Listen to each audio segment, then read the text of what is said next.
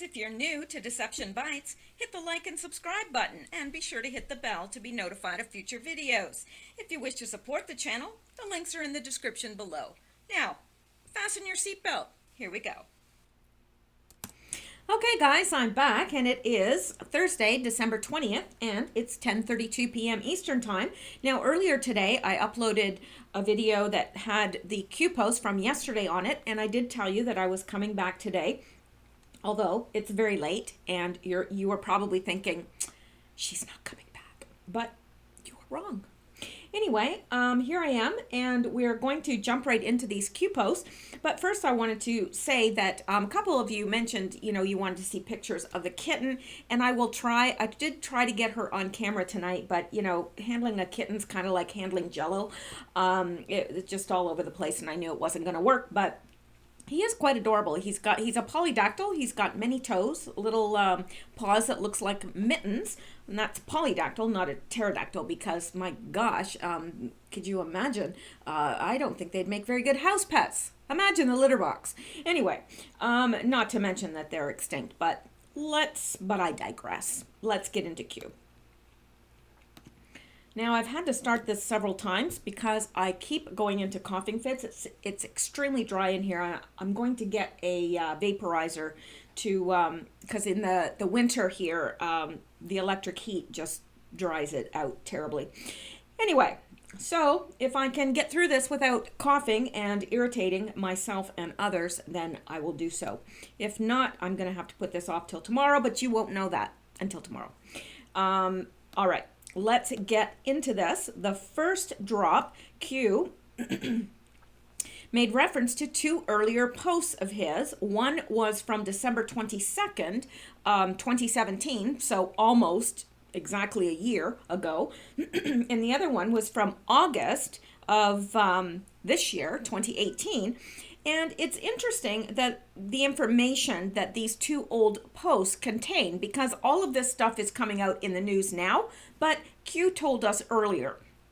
And remember that Q always says future proves past. And what he means by that is sometimes when he posts, we don't exactly know everything it means. We might have a general idea, but we don't know every single thing.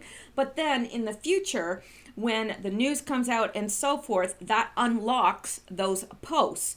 So that is what we have here, and that is why Q is making reference to these two earlier posts. Now we're going to look at these, but and I'm going to go out to make them bigger so that you can see them, because I know that you guys have no hope of seeing them on tablets or your smartphones. So, but first, before we get into these, I'm going to go on and we're going to look at what else Q has to say in this post.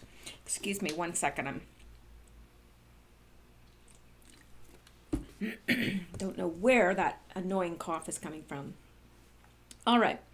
Now, what these two earlier posts consist of is basically they're a data set updating the conspirators involved in the 2016 election debacle. And now we're going to come down here and we're going to look at this link that Q has provided. So let's go there. And we'll start to unlock this post. McCain associate shared unverified Steele dossier with BuzzFeed, court filing says. Now, excuse me. This was published 15 hours ago, and it's news. But is it news? Not news to us. We already knew that. We knew that it was McCain that was shopping around the Steele dossier to news outlets trying to get a taker. And that's exactly what's coming out in the news right now. Forgive me.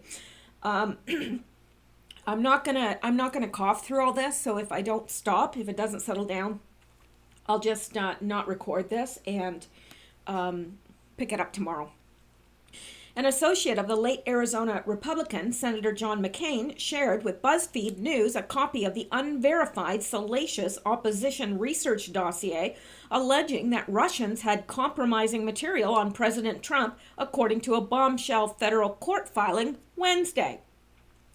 McCain had strenuously denied being the source for BuzzFeed after it published the dossier, which was funded by the Democratic National Committee and the Hillary Clinton presidential campaign. In recent days, the dossier's credibility has increasingly come under question as the Yahoo News investigative reporter who broke news of its existence said many of its claims were likely false, and an advisor to ex-Trump lawyer Michael Cohen said Cohen never went to Prague to pay off Russian hackers as alleged in the dossier. Nevertheless, the FBI extensively relied on the dossier in its warrant applications to the Foreign Intelligence Surveillance Act, FISA court, in seeking to surveil Trump aide Carter Page. On 4 occasions, the FBI also incorrectly suggested to the FISA court that the Yahoo reporter Michael Isikoff had written an article that provided an independent basis to surveil Page, even though London court records revealed Isikoff was, in fact, relying on the leaks from the dossier's author. Page, who has not been charged with wrongdoing, is now suing the DNC for defamation. I hope he wins. Earlier this year, Fox News reported that a top McCain associate, David Kramer, had been briefed on the dossier written by British ex-spy Christopher Steele in late November 2016 in Surrey, England. Kramer invoked his Fifth Amendment right against self-incrimination to avoid testifying before House Republicans about his handling of the dossier. McCain has acknowledged giving the dossier to the FBI, but until Wednesday it remained a mystery what role, if any, his associates might have played in the dossier leaking to the media shortly afterwards. The new revelations were contained in an opinion authored by U.S. District Judge Ursula Ungaro. The opinion granted BuzzFeed's motion for summary judgment in a defamation action brought by a global corporation based in Luxembourg, XBT Holdings, which alleged that BuzzFeed had recklessly spread misinformation in the dossier about XBT's purported involvement in cyber warfare against Democratic Party officials. Ungaro cleared BuzzFeed of liability for defamation on the basis of the fair report privilege, which broadly protects media outlets from defamation actions when they publish official reports, as long as they clearly indicate that the reporting is not their own. The statement about Kramer and McCain's activities were contained in BuzzFeed's unsealed motion for summary judgment, which Ungaro cited extensively in his ruling. In November 2016, according to the filing, McCain sent Kramer, a director at the McCain Institute for International Leadership, to London to meet with Steele. McCain had learned from Sir Andrew Wood, the former British ambassador to Russia, that Steele had collected damaging information about Trump, according to the filing. Wood was an informal advisor to Orbis, which was retained by Fusion GPS, the firm behind the dossier. Fox News previously reported on Wood's involvement. On November 28, 2016, Kramer met with Steele and later obtained copies of the dossier from Glenn Simpson, the head of Fusion GPS. The filing states Kramer then met with BuzzFeed reporter Ken Bensinger on December 29, 2016 at the McCain Institute.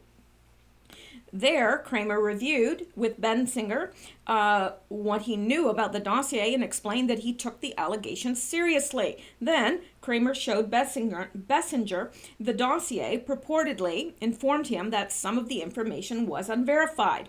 Bensinger left his meeting with copies of all 17 memos authored by Steele and promptly took the compiled dossier to Mark Scoofs, BuzzFeed's senior editor in charge of investigative reporting. The McCain Institute did not immediately respond to Fox News' request for comment.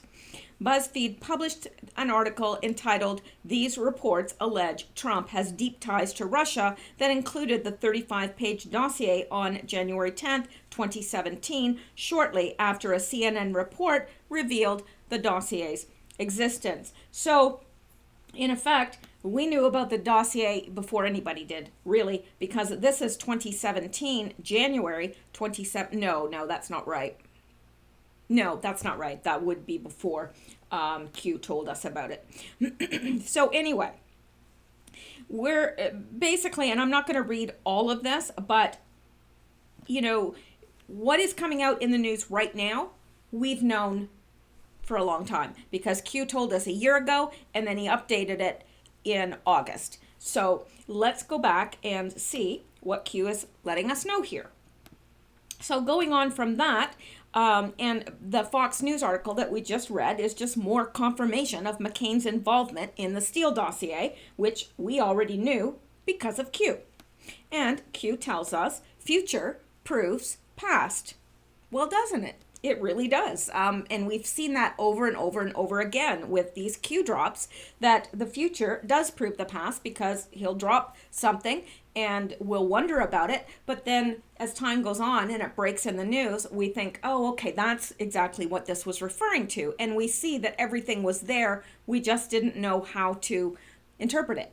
So, all right, future proves past. News unlocks. And again, that's something that Q says all the time, that the news unlocks these drops, which it does. You have more than you know. And the House Speaker, Paul Ryan's Chief of Staff, John Burks, and he's quoting that from the thing above. I guess we could go back and find exactly where that is, but I don't think that it's all that important as long as we stick to what Q is saying here. And the House Speaker, Paul Ryan's Chief of Staff, John Burks, when did Paul Ryan announce he was retiring? Well, his retirement was announced on April 18th of this year, 2018. Why would the Speaker of the House retire? That's a good question, isn't it? Now, he said it was to spend more time with his kids, which really doesn't make much sense because he's 48 years old, and that's exactly what Q is asking us next because he wants us to come to that conclusion. Age of Paul Ryan? He's 48. That's a little young to retire for most people. Now, there are some people that make their fortune or whatever, and some military people that you go into the military really young, and by the time you reach that age, a lot of people retire. I know young people that have retired from the military, but that's pretty young to retire, to tell you the truth. So why did he leave? Was it to spend more time with his kids? I don't think so. Sometimes reading between the lines demonstrates those complicit in treasonous, traitorous acts are no longer, or soon to be, in positions of power. Forced? Yeah, we know that. We know that a lot of these people that stepped down were forced. And I do believe that Paul Ryan was forced to step down. I believe that there's something there. And just as Q is saying, sometimes reading between the lines demonstrates those complicit in treasonous, traitorous acts. Well, we've just looked at, he's calling out Paul Ryan and John Burks. So don't you think that is probably who he's talking about here? I would assume so. And then he says forced. Well, of course we know it was. Republicans easier to remove than Democrats. Well, yeah, and I think that's true. I think that Trump had a much easier time removing the Democrats than he did removing the Republicans than he did with the Democrats. Now, why is that? Because I think that the Democrats are holding on to that last moment, hoping that something's going to save them. That's what I think. And Q really has the same conclusion here. Democrats holding on to power as long as possible, hoping to sway pending action, cover. Yeah. Absolutely. Because in their heads, I think they think, you know what, our biscuit's buttered and we better figure out a way to, turn this around or we're toast. And biscuits, toast. I must be hungry. Anyway, so I don't know, but I think that that's what they're doing because they're holding on in the hopes that, something might happen, that some of this stuff, they just keep throwing stuff and hoping it'll stick now. And it's like you challenge them on anything. It's Russia. Russia. They're responsible for everything, absolutely everything. And they know that I think people are so tired of it, they just shut down and they go, oh yeah, Trump must be guilty. Anyway, let's go on here. Now, Q is saying a think D class. So we know that that D class is going to be explosive and it's going to reveal a lot. And he says, think special counsel. How many senior FBI and DOJ officials have been removed? 5 have been removed, and they didn't have a choice in the matter. And none left by choice. And Q is confirming that. None left by choice. Nothing to see here. Nothing is being done. And now he's being a little bit facetious because that's what everybody else is saying. Nothing's being done. Nothing's happening, including us. I know we get tired too. I think it's understandable. So he said, none left by choice, nothing to see here, nothing's being done. The biggest accurate conspiracy. And isn't that true? It is a huge but accurate conspiracy. Fake news attacks demonstrate what? Well, to me, they demonstrate that the conspiracy is real. Because some of these way far out conspiracy theories, you don't ever hear them addressed on the news, do you? You never, they don't devote time to that because it's ridiculous. But they're sure devoting a whole lot of time to this. Methinks the lady doth protest too much. Anyway, let's take a look at these DOJ officials in the spotlight. We had Andrew McCabe, fired and under investigation. James Comey, fired and under investigation. Sally Yates, fired. Peter Strzok, fired and under investigation. Bruce Orr, demoted and under investigation. And there is John Carlin, resigned. Mary McCord, resigned. Mike Cortan, fired, resigned. Lisa Page, resigned, which we know she was fired. James Baker, demoted, resigned. James Rybicki, resigned. Interesting on how these, upper level DOJ and FBI officials, it's interesting. Why are they all being removed? Well, we know. But people aren't asking those questions, are they? Very much. I mean, they're blaming it on Trump. They're saying, oh, well, these people are leaving because Trump's so awful. Right. I think we're going to know real soon. That is just a feeling I have. But let's go down here. I just wanted to make sure. And here's something else I put in here from someone called Liberty and Justice for All, Mark 923-25. It's all coming out as Q told us. Paul Ryan and No Name received dossier from Steele in the fall of 2016. Paul Ryan, part of a massive plan with Brennan and No Name to prevent Donald Trump from becoming president and try to remove him after he was elected. Why would Paul Ryan retire otherwise? He wouldn't. He is relatively young, and considering the age of most congressmen, he had many years left in politics. Q told us Ryan was finished months before he resigned. He was forced out based on his involvement in the coup. Republicans, doesn't that sound so cute? Coup. Okay, I'll stop. Republicans who were complicit have been more quick to retire than Dems. Dems know that they're screwed one way or another if POTUS, Trump, stays in power. The Dems know that they're finished as a party once FISA is declassified and all the evidence of treason, child trafficking, etc. comes out. Q uses the word cover in kill box. Dems in the House will use their power in the House as the reason POTUS is having Dems arrested. They will say they are facing political persecution from POTUS to try and cover for the real reason they are being arrested, which is treason. The biggest accuracy conspiracy, great way to put it. Do larger than life conspiracies ever produce this many accurate predictions? No. Fake news attack of Q demonstrates Q is over the mark and legitimately connected to POTUS. Panic. Very well put, very well written. So I wanted to show that to you guys.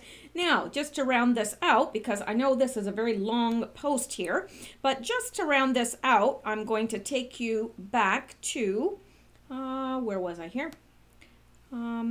Right here. And we're going to go out to the actual Q board. I'm going to close some of these down so that I don't, my computer doesn't drag. All right. So this is the first one that he made reference to, and this is from a year ago. And notice he's talking about the things that we now know. Hillary Rodham Clinton camp pay, DNC pay, we know that. Steel, Podesta, Holder relays, specific Russia. I mean, there's a lot of stuff here. And here, Press Daily, U.S. Senator, no name. So we knew a year ago that he was involved in all this, the dossier. And BuzzFeed, Public Narrative, Stage Set, Future, Prevent, Removal. So yeah, that's what Q is showing us here, that look, I was telling you guys this stuff that's coming out in the news a year ago. So let's go back and we'll look at this one, another one that he brings up from August 9. And White House, Hussein, Valerie Jarrett, DM, JB. And now the one name here that, let me go back here for a second. We were all thinking it was something else, but we're now finding out that it is, let me see now. Well, I think that's coming up in another post, so I won't belabor that now. John Burke. So House Speaker Paul Ryan's Chief of Staff, John Burke. So now let's go back to Q here, and JB is here. No name, media, John Burke, James Comey, leaks, POTUS, Daily Brief, FBI, Fusion GPS. So, yeah, it's all there. It's all there. And it's interesting. I wish I had the time to go back and start from the very beginning with the Q posts and start tearing them apart in light of what we know now, because I think it would be quite interesting. And I may do that, but it's very time intensive, and trying to keep up with all the news that's happening in Q. Sorry. That was probably very hard on your ears, and I do apologize. But it woke you all up. Okay, I think we have done that to death, and we're going to go on to the next post. And I know you're thinking, yay. All right. Hey. That is my 21-year-old cat.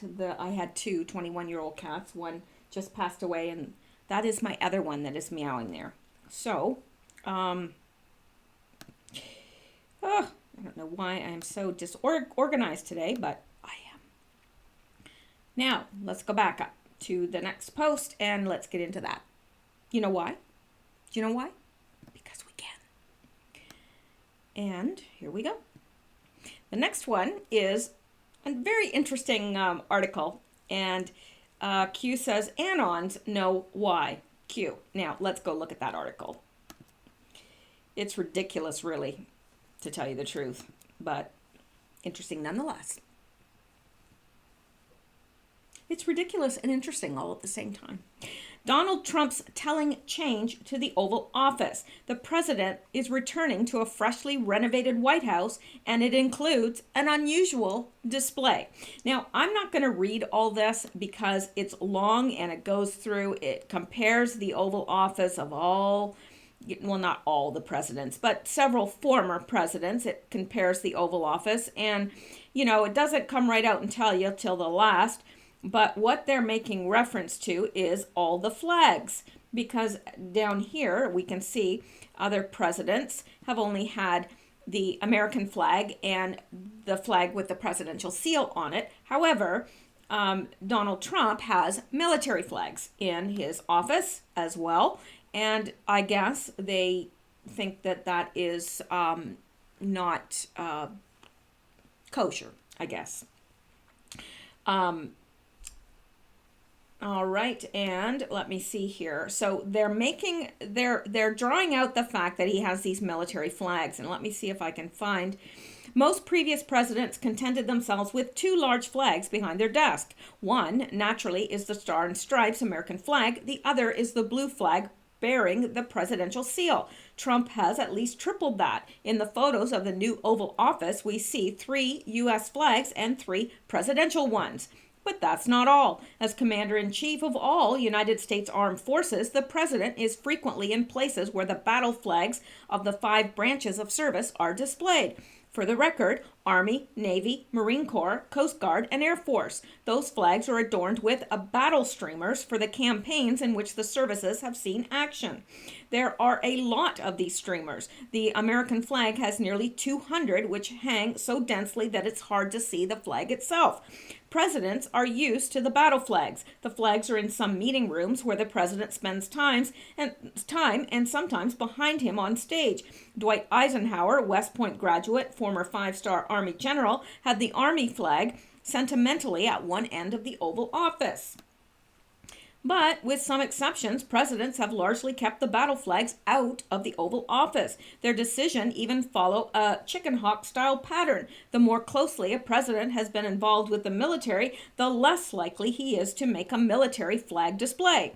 FDR and Eisenhower, who in different ways commanded the forces that beat Hitler and Tojo, did not need the battle flags, nor JFK, wounded Navy veteran of that war, nor the first George Bush, shot down as a naval aviator over the Pacific, nor Gerald Ford, blah, blah, blah, blah, blah, blah, blah, blah. Who the heck cares? Really? Okay, so they're drawing this out about the flags and how, it's not real. Other presidents haven't done it, and generally, if it's a president in wartime, they don't want to have the military flags in their office. Who cares? Really?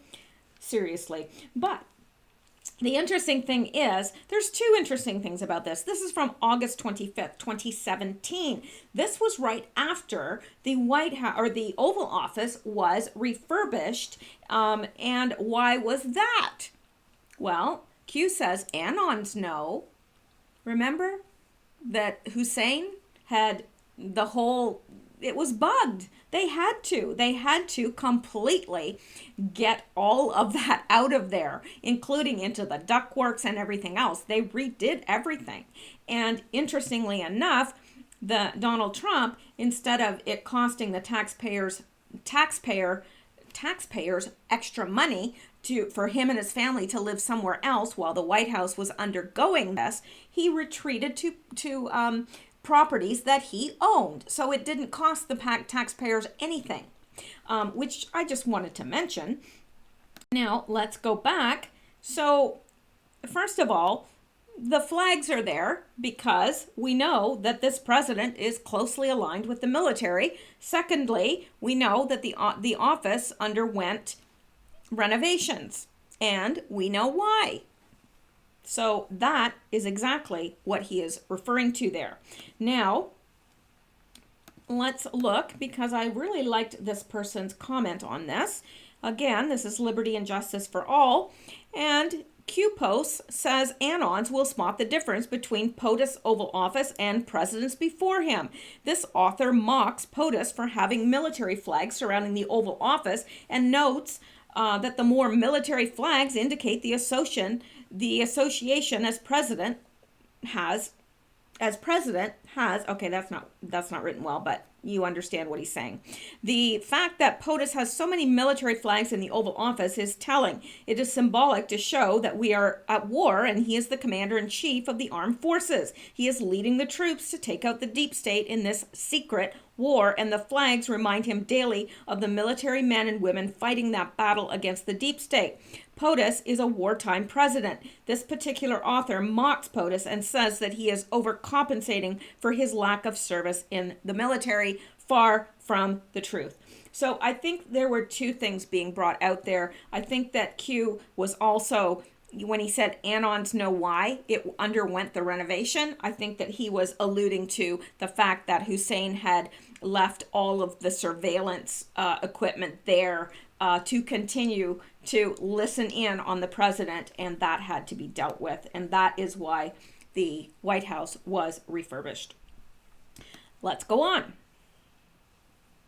Now, here is something else that's interesting and something that I noticed in the news and was wanting to bring up, but and I'm glad that Q brought this up because I thought it was very, very interesting. Now, he says, first of all, he leaves a link to an article which we're going to look at. Well, it's a Twitter, and it's a tweet, rather. And he says, why would the FBI director take the time to visit all 56 FBI field offices around the entire United States? Completed this week. Logical thinking. Q. And that's true. Director Wray took the time this week and he visited all 56 FBI field offices. That had to be exhausting. That's a lot of offices to visit in a week. So, and that's like all over the United States. So, I mean, that was a lot of travel for him. Why did he do it? There must have been a reason, right? Well, let's go ahead and look at the tweet and then we can surmise why it was done.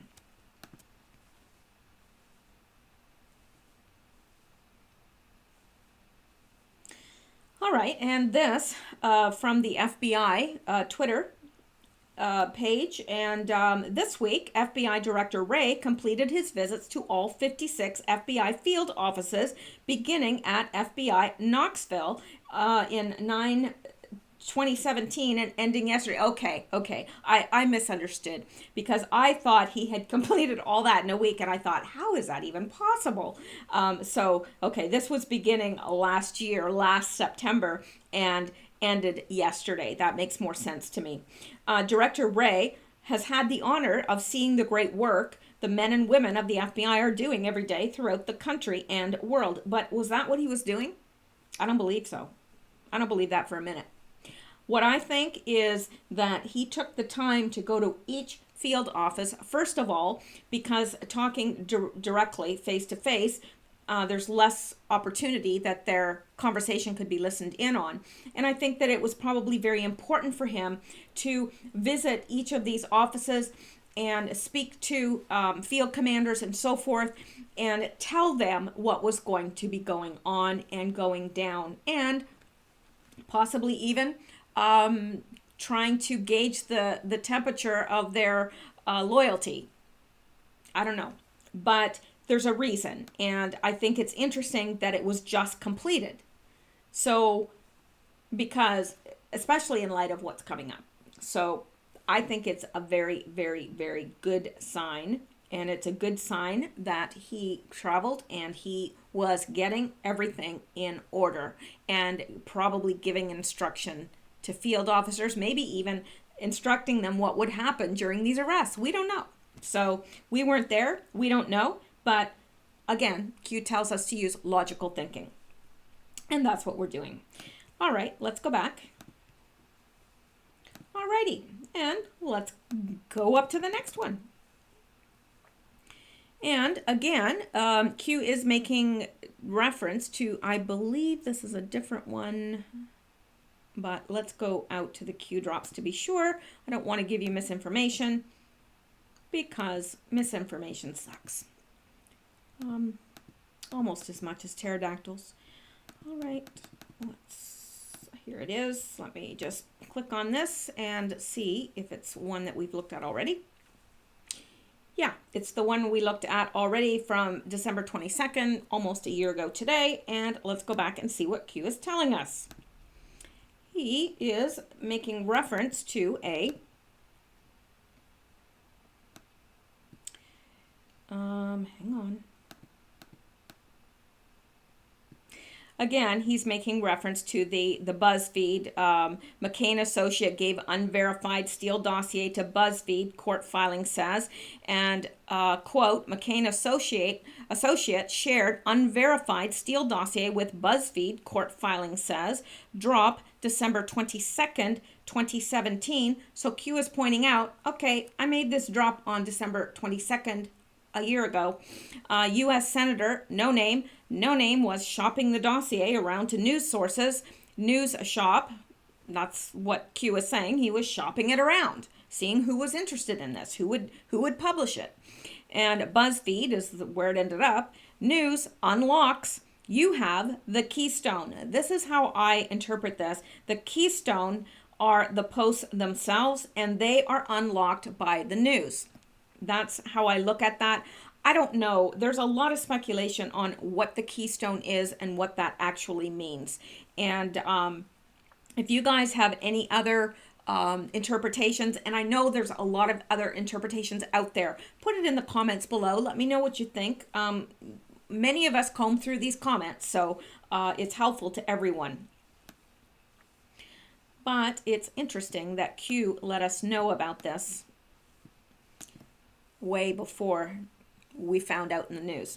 All right, now let's go to the next one. And this is one, actually, I think I showed this in my Q-related news yesterday.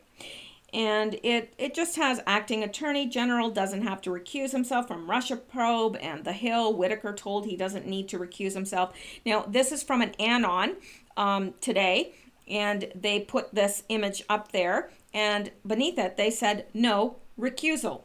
Now, I think this is interesting because Q responds and says, old news, Q. Well, I know you could probably say, well, that's a little rude, but let's look. It is old news because Q already told us this on November 7th, 2018. He told us Whitaker is in control. That's why this is old news. Because those of us that have been following Q already knew this. You know, they threw this out there about all the recusal, and he needs to, the Dems were freaking out. Oh, he's got to recuse himself.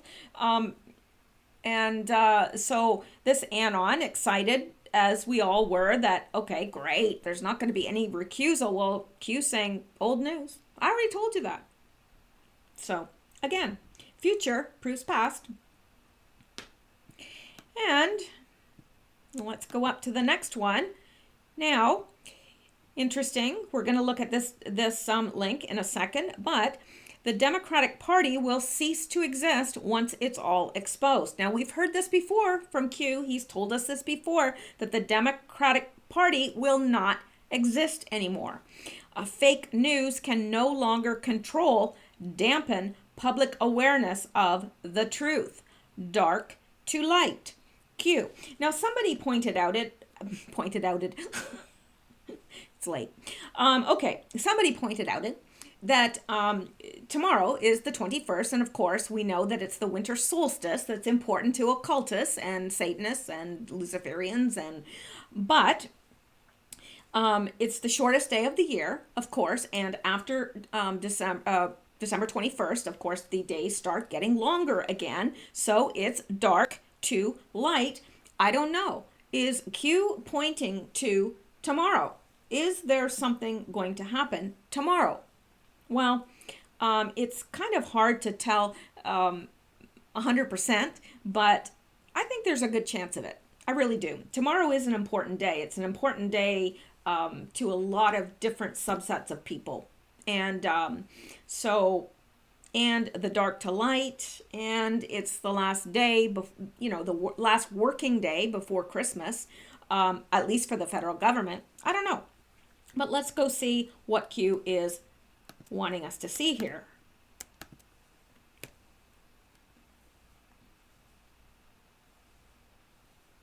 Democratic operatives created fake Russian bots designed to link Kremlin to Roy Moore in Alabama race. How dirty can you get? Pretty darn dirty. Now, I'm not going to play that. Hang on here. There we go. It's enough to drive me to drink.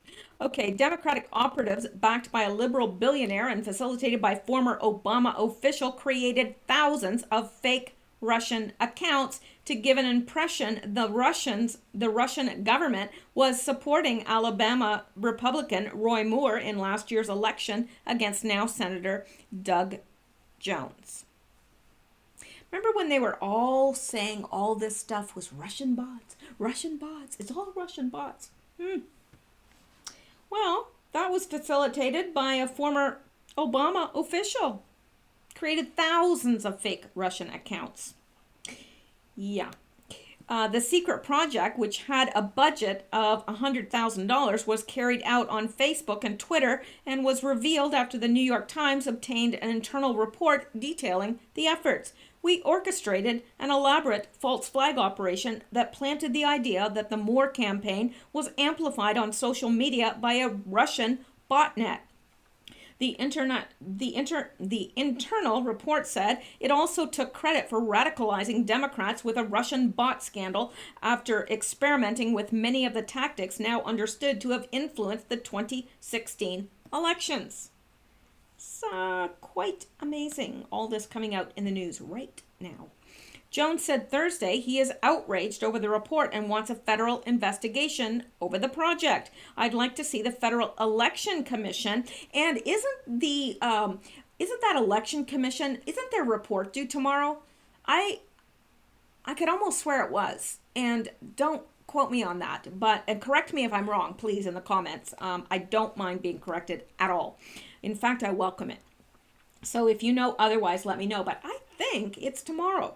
So I'd like to see the Federal Election Commission and the Justice Department look at this to see if there were any laws being violated, and if there were, prosecute those responsible, he said. These authorities need to use this example right now to start setting the course for the future to let people know that this is not acceptable in the United States of America.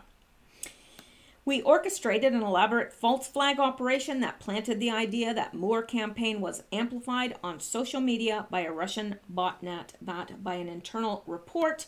One participant in the project reportedly was Jonathan Morgan, the chief executive of New Knowledge, a firm that wrote a report released by the Senate Intelligence Committee earlier this week about Russia's social media operations in the 2016 election and its efforts to hurt Hillary Clinton and help Donald Trump. Oh, please.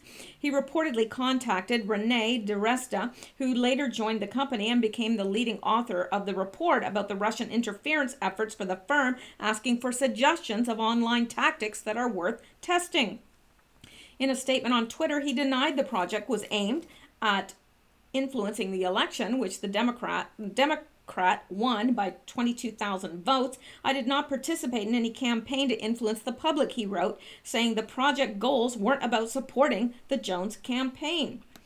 Anyway, my involvement in the project, described in the New York Times, was as a cybersecurity researcher and expert with the intention to better understand and report on the tactics and effects of social media disinformation. I did not participate in any campaign to influence the public, and any characterization to the contrary misrepresents the research goals, methods, and outcomes of the project. Yeah. The Senate Intelligence Committee did not respond to a request for comment. The Alabama project was funded by liberal billionaire and LinkedIn co-founder Reid Hoffman, who gave $100,000 to the cause, according to the Times. Hoffman is one of Silicon Valley's top donors to the Democrats, donating $7 million to various groups and campaigns in the last election cycle. The money trickled down through American Engagement Technologies, a firm run by Mikey Dickerson, who was appointed by former President Barack Obama to lead the newly created United States Digital Service. Dickerson did not reply to Fox News' immediate request for comment. Okay, well, he looks a little bit androidish. Okay, and the Democratic operatives then created a Facebook page and imitated conservative Alabamians. Is that a word? Alabamians? That's what it says. Who weren't satisfied with the Republican candidate while encouraging others to write in another candidate. The project also involved creating thousands of fake Russian accounts on Twitter Wait a minute. Weren't we accused of that? Didn't the left accuse us of that? I'm thinking they did. That began following Moore. This effort attracted attention from local and national media, falsely suggesting Russia is backing Moore's candidacy. Russian invasion? Roy Moore sees spike in Twitter followers from Land of Putin. Read the headlines of an article at the Montgomery Advisor just months before the election night. Other outlets shortly picked up the story. Gee, I wonder why. Must have been one of those things given to them in a 4 a.m. drop, if you know what I mean. The Washington Post, meanwhile, pointed out that Moore's campaign accused the Jones campaign and Democratic operatives of pulling a political stunt on Twitter and alerting their friends in the media. Moore's bid for Senate was later clouded by allegations of inappropriate sexual conduct. Well, if they couldn't get him one way, they're going to get him another, right? We've seen that with Trump. That's how they operate. Doesn't matter if it's true. So anyway, he was later clouded by allegations of inappropriate sexual conduct with teenage girls while he was in his 30s. One woman alleged that Moore had her touch him in private areas when she was just 14. Another two-door Ford, probably. It remains unclear. I mean, I shouldn't say that because, I mean, I think that all women have the right to be heard if they've been sexually assaulted. Doesn't sound like a sexual assault to me because she could have said no. Doesn't say that. He didn't rape her. Anyway, Jones went on to win against the embattled Republican who lost the support of the party amid the allegations, becoming the first Democratic senator from Alabama in more than 20 years. So isn't that interesting? Very interesting. Let's go back. So Q is pointing this out. Now, is it any doubt that when he says the Democratic Party will cease to exist, when all this stuff is exposed, once it's exposed, he's saying it won't exist because most people are going to be sickened, absolutely sickened. Fake news can no longer control, dampen public awareness of the truth. Dark to light, Q. All right, let's go up to the next one. Even more interesting. Now, this, he says, okay, Q, actually, sorry, no. That is not, I stuck that in there because it's related to the next Q post.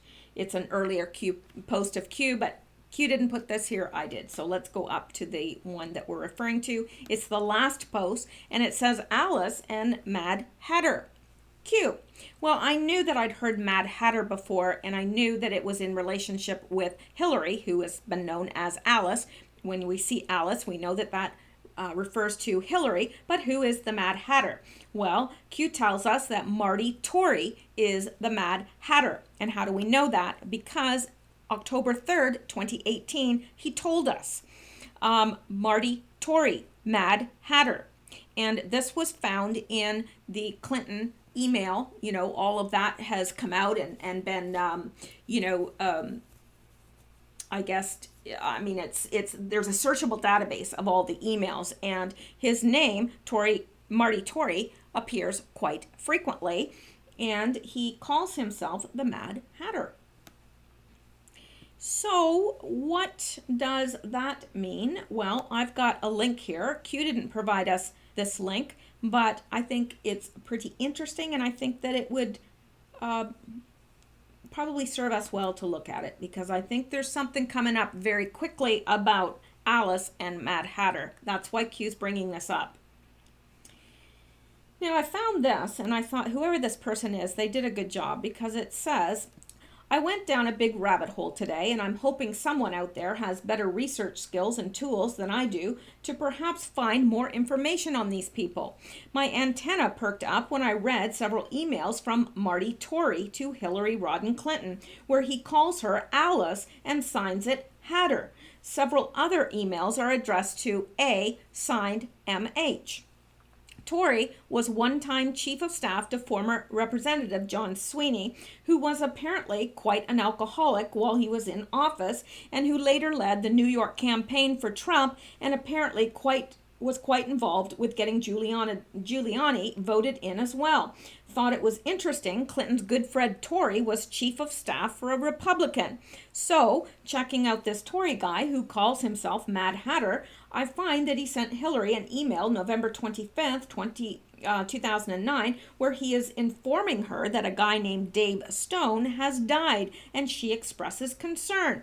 But most of the emails back and forth on that topic are redacted, wondering why. So I look up Dave Stone. Very interesting situation, but very, very little info on the guy. Clinton had met with him in July of 2009, and 4 months later, the guy is dead at the age of 57. Not much on the internet, including Wikipedia, with a big blank page on the guy, but LA Times has an article that states, retired Rear Admiral David M. Stone, who once headed the Transportation Security Administration and was the first federal security director at Los Angeles International Airport in the critical months after the 9/11 terrorist attacks, has died. He was 57. Stone's untimely death occurred over the weekend, several days after attending an awards ceremony for TSA employees in Arlington, Virginia. Several days after attending an awards ceremony for TSA employees in Arlington, Virginia, agency officials said he had traveled to the event from his home in Bangalore, India, where he worked for Cisco Systems, Inc. as a senior executive in charge of safety and security. The cause of death was not available.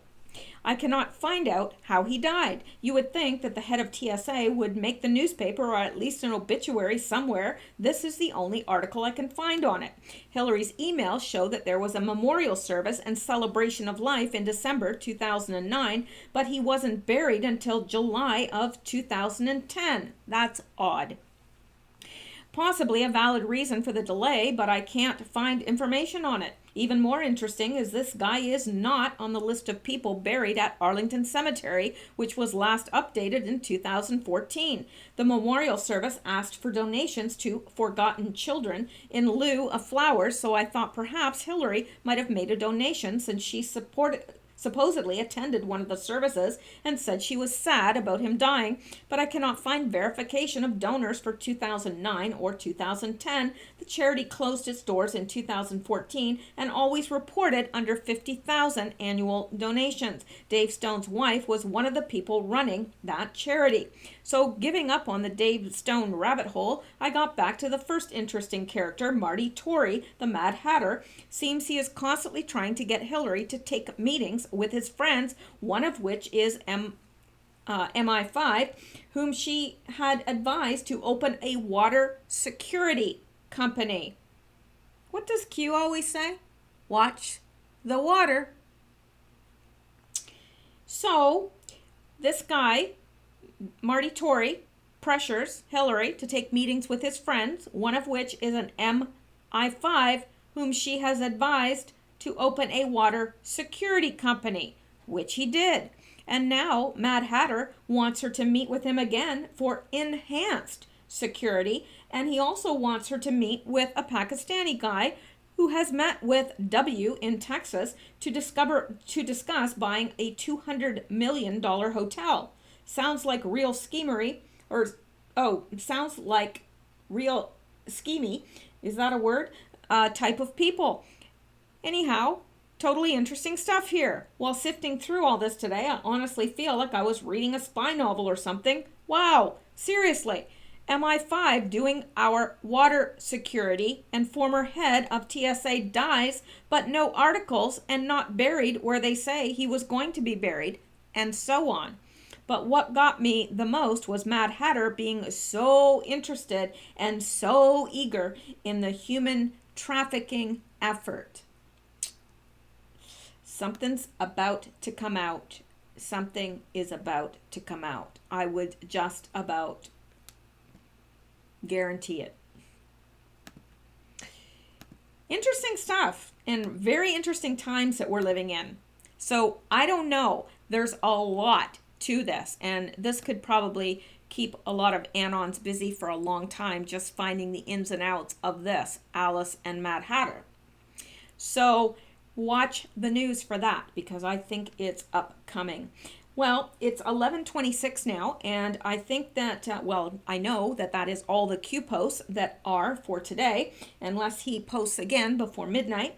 So anyway, I'm going to leave it there for now, and I will be back tomorrow. If Q doesn't post tomorrow, then I have plenty of Q-related news, so I will be back. And in the meantime, I hope you stay safe, stay well, stay blessed, have a good night's sleep, and I'll talk to you guys later. Thank you so much.